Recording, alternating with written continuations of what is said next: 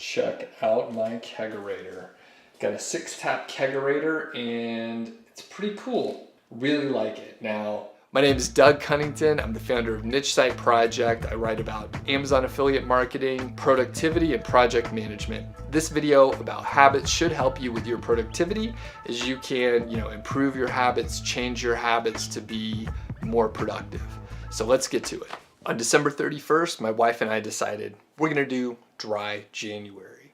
That means no alcohol in any form, beer or liquor or any other kind of mixed drinks or anything like that. And here's the deal. I know some people may think not a big deal. That would be really easy to do. But as I showed you, I have a kegerator. I'm actually really into beer. I homebrew beer. I judge beer. I'm a certified beer judge by the BJCP.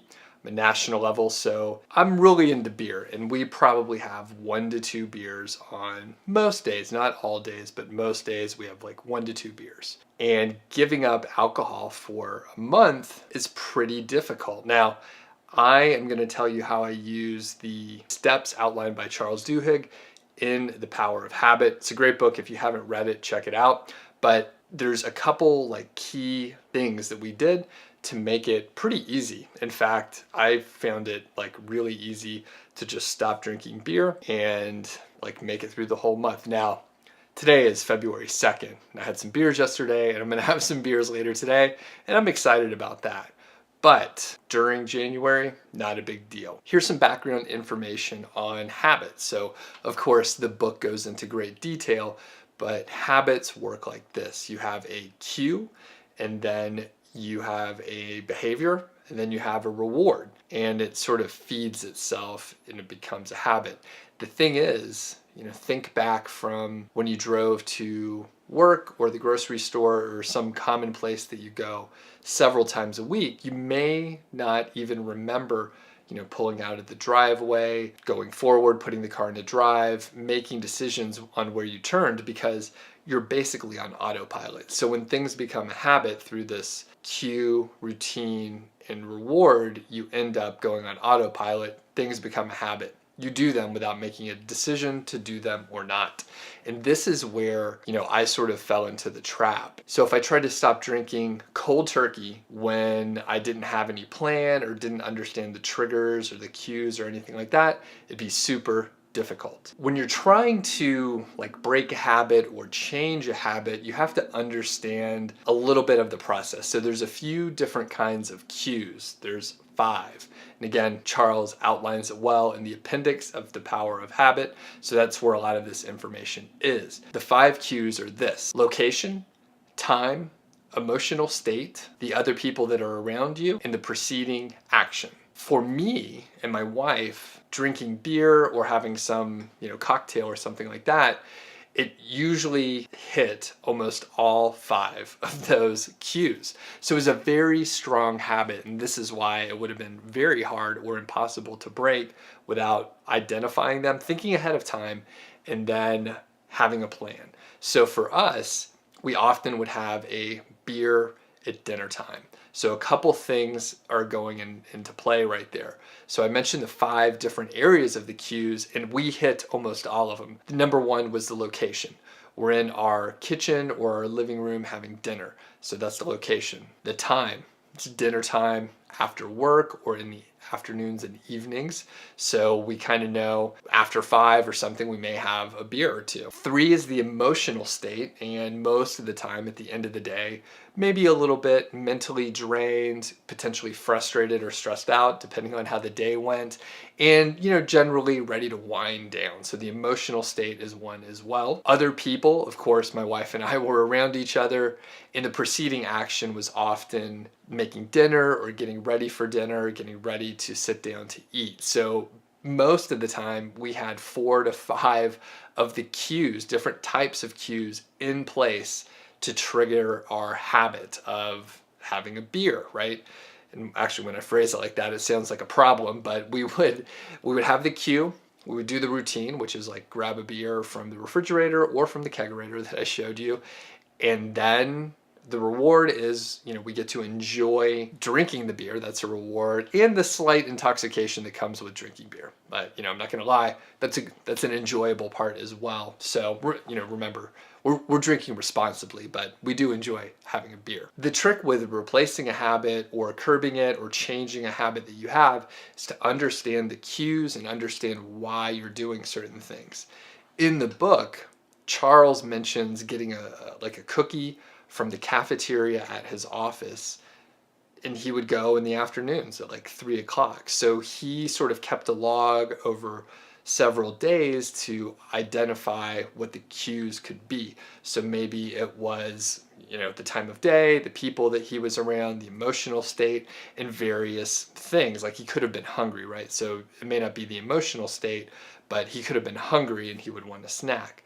So he logged how he felt, what was going on over a few days. He would try a few strategies, like instead of having a cookie, he would have an apple, a healthier snack. Or maybe instead of going to the cafeteria, he would go to a coffee shop and get a coffee. So he was testing different things to see what worked. For Charles, it turned out that he wanted a little break. He was bored in the afternoon. And eventually he found that if he went to go for a walk and gossip with a couple of his office mates, that would take care of it. It would take care of his boredom, and he'd get up, take a little break, can come back to work. He stopped getting so many cookies. For us, since we had so many cues, it's really important to replace the routine with something else. So we have the cues, and if you replace the routine and develop some sort of reward, then you're much closer to being able to remove the routine or change the routine to a better habit. Really, that's what we're doing. If you have the cues, it'll be really hard to not do anything. So the best way to take care of it is to replace the routine.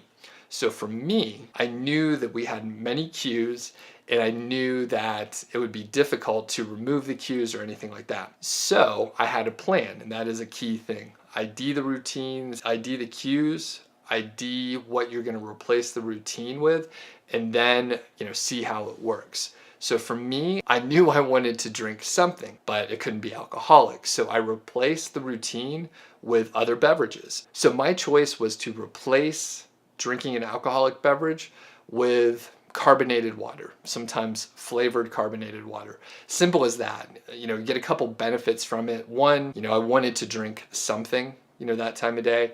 So having something that was carbonated, it slightly mimicked the mouthfeel and some of the sensations that one would get from drinking a beer. So not only was it enjoyable to drink, but it kind of mimicked what a beer was like. So that worked great. Additionally, I started drinking herbal teas more often. Like I said, it was at the end of the day, and I don't necessarily want to have a caffeinated beverage, even if it was green tea or black tea. Definitely wouldn't want to have a coffee, after the evening time frame. So herbal teas were great, and it made it interesting. So there were many different flavors of herbal teas that I tried, and it made it a little interesting, a little bit novel. So just a quick recap, I identified the different cues, realized that there were many different cues to do the routine, which was drinking a beer, and I replaced the routine of drinking beer with drinking other beverages, some of which, mimicked the qualities of beer. One with the carbonated water, it was just fizzy and carbonated. That's like beer.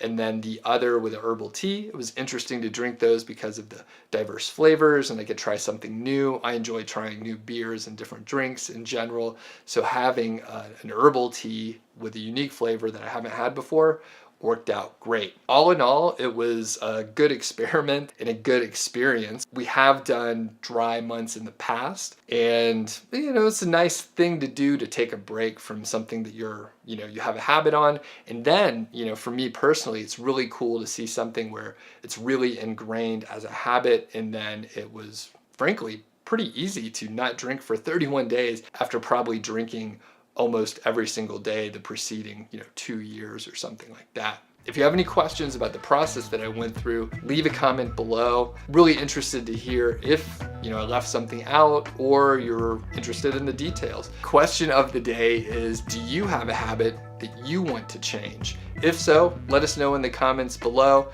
Really would be interesting to hear what's going on with you.